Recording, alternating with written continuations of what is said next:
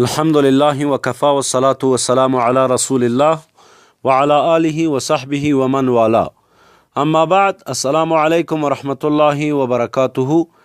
دوستای گرامی و محترم، انشالله امروز یک عنوان عالی و جالب را برایتان پیشنهاد می کنم و در ضمن از او یک معرفی کامل می داشته باشیم.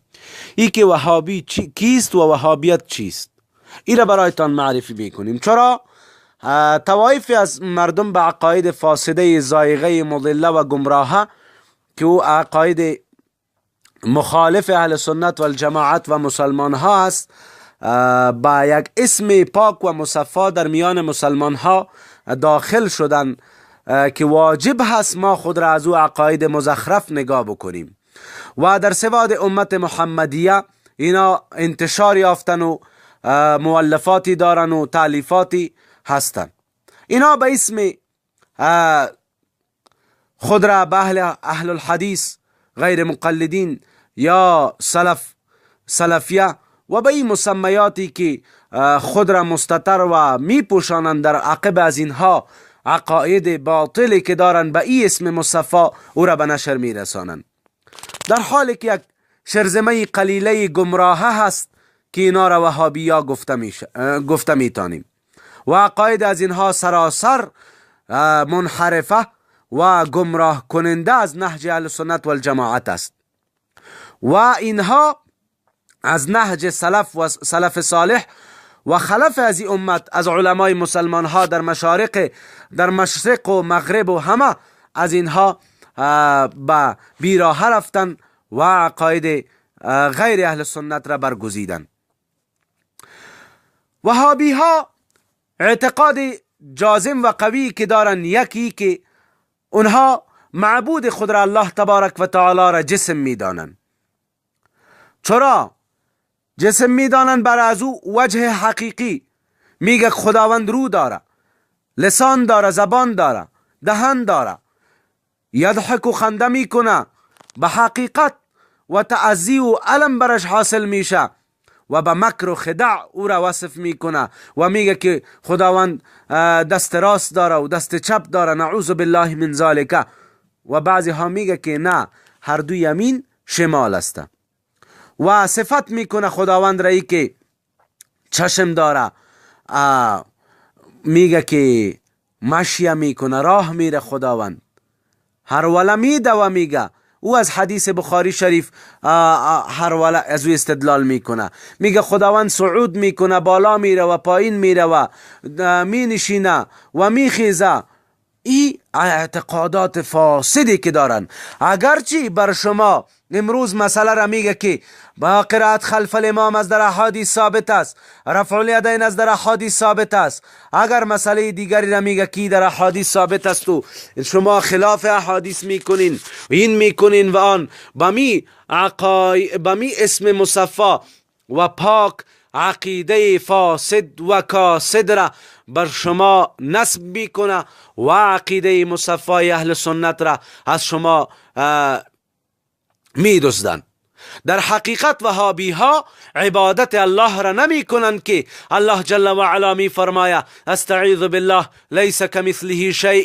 اونا عبده جسم هستند، اونا یک جسم تخیلی را که جالس فوق العرش است، فوق المخلوق است و برایش جهات ستر متصور هستند، اونا او را پیروی میکنن و او را عبادت میکنن، در حالی که الله تبارک و تعالی از اوصاف بنده ها، از اوصاف مخلوقات پاک و بری و مصفا هست.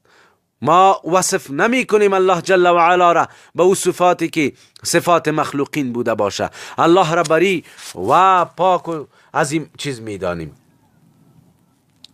و به امرای ازی که تو را عقاید دار اهل سنت و الجماعت را مشرک و قبوری معرفی میکنه، خودشان موحد عارفین میگن و در حالی که ما تنزیه باری تعالی را میکنیم از جسم و از صفات حادثه تنزیه میکنیم. اینا اگرچه مجسمه هستند و صفات نقص را به خداوند جل و علا قائل هستند، اونا باز در این صورت نه، بلکه خود را موحد و غیر خود را مشرک میدانند.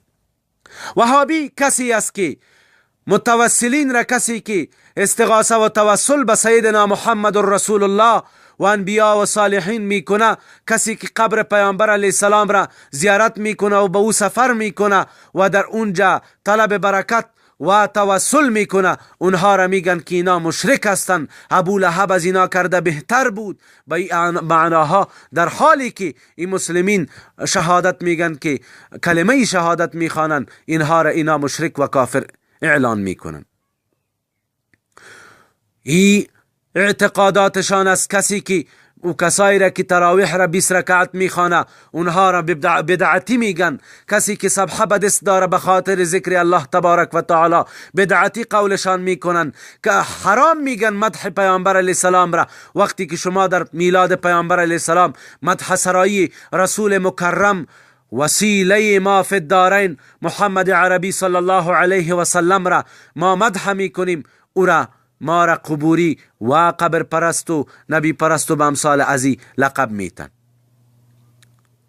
تبرک به آثار صالحین را که مسلم از او مملو هست، بخاری از او مملو هست، کتب از این مملو هست، او را شرک و کفر نام میکنن و میاین برای تو توحید را میگن که ما موحد هستیم. اینقدر مردمی که تیر شده اونا تقلید کردن، مشرک مردن، در حالی که ابن تیمیه مقلد بود، او را مشرک نمیگن. ابن عبدالوهاب مقلد بود، او را مشرک نمیگن. علامه نووی مقلد بود. همه اهل سنت را، علما را به معنای ازی ببینین. در اینجا یک طرز وجود داره. اینها نمیگن که علمای ما قبلی مشرک بودن. در حدیث شریف پیامبر علیه السلام علامات اینها را بیان کرده که من انشالله در صوت بعدی باز برایتان را بیان میکنم که رسول علیه السلام در حق وهابی ها چه میفرماید. صفات همه در وهابی ها امروز وجود داره. یک صفتی که لعن میکنن خلف امت سلف را امروز امام ابو حنیفه را طعن میکنن، میگن مخالفت حدیث و قرآن را کرده. نعوذ بالله. ما چلین میتون به تمام دنیای وهابیت، اگر کس توانایی بحث را داره، ما مدافع سیدنا امامنا الافخم والاعظم ابی حنیفه النعمان علیه الرحمت والغفران هستم. کس اگر توانایی بحث را داره، شیر حلال نوشیده و از مادر حلالی تولد شده، بیای با ما بحث بکنه.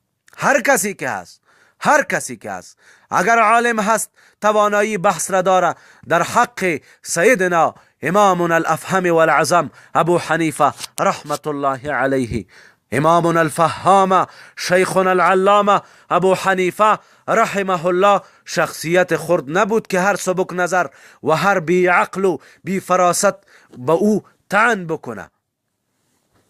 امروز یک وهابی بی فراست میخیزه، بی عقل به شان امام ابو حنیفه میتازه.